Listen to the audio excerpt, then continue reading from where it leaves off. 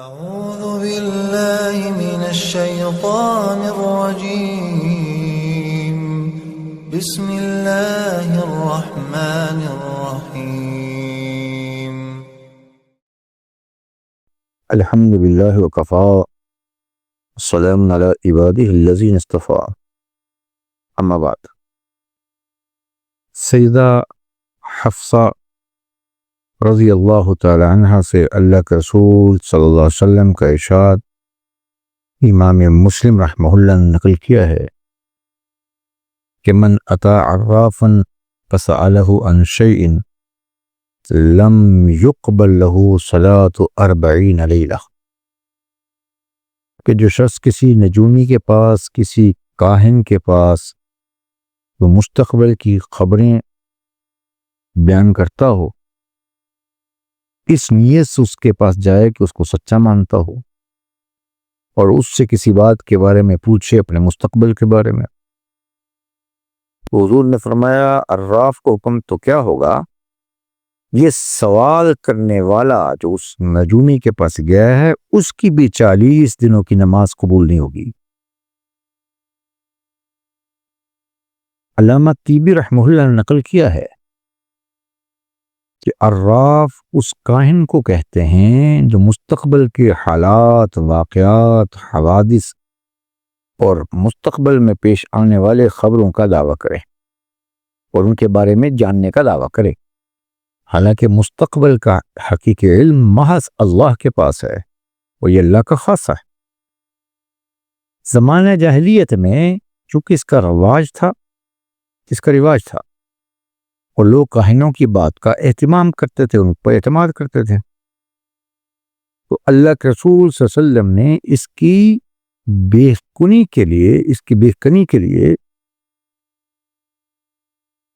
آپ علیہ السلام نے یہ جملہ ارشاد فرمایا۔ باقی علماء نے لکھا ہے کہ خواہ کہانت ہو یا علم نجوم ہو یا علم رمل ہو، جفر ہو، ان سب کا علم حاصل کرنا، اس کو لازم کرنا، عمل میں لانا، سیکھنے کی گنجائش ہو سکتی ہے لیکن ایک تخمینے کی حد تک، لیکن اس کو جائز سمجھنا اور اس کو لازم سمجھنا اور اس پر عمل کرنا اور اس کے ذریعے سے جو مال کمانا ہے یہ سب ناجائز ہے۔ اس حدیث میں لم یقبل لہ صلاۃ کہا، لفظ صلاۃ کہا، اور صلاۃ عبادت ہے، عبادت کا بہترین استعارہ، کامل استعارہ ہے۔ جب نماز قبول نہیں تو اس کے ضمن میں دیگر عبادات بھی آ گئے، قبول نہیں اس کا اجر و ثواب نہیں ملے گا۔ ہاں، فرض جو ذمہ ہے نماز کی فرضیت کا وہ ساقط ہو جائے گا، اس کی قضا کرنا لازم نہیں ہوگی، لیکن جو اجر و ثواب تھا اس سے محروم رہ جائے گا۔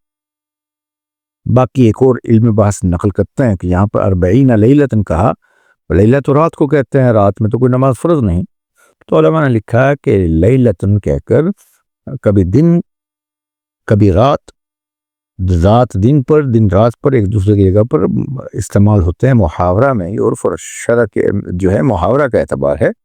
یہ بات یہاں پر لیلہ کو معنی دن کے ہے۔ اللہ ہم سب کو دین سیکھ کر عمل کرنے کی توفیق دے۔ لہذا مستقبل کا علم، علم حقیقی اللہ کے پاس ہے۔ اس دور میں بھی لوگ اپنے مال اور اپنے عزت تک جو ہے لٹوا بیٹھتے ہیں ان جعلی پیروں کے چکر میں، عاملین کے چکر میں،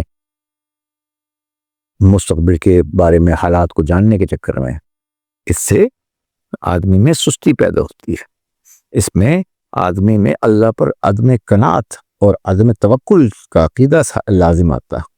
لہذا اللہ کے علم پر رہنا اور تقدیر پر اپنے معاملات کو چھوڑ دینا، تقدیر اللہ کے علم پر اعتماد کا نام ہے کہ اللہ جو کرتا ہے، اللہ حکیم ہے اور حکیم کا کوئی کام بھی حکمت سے خالی نہیں۔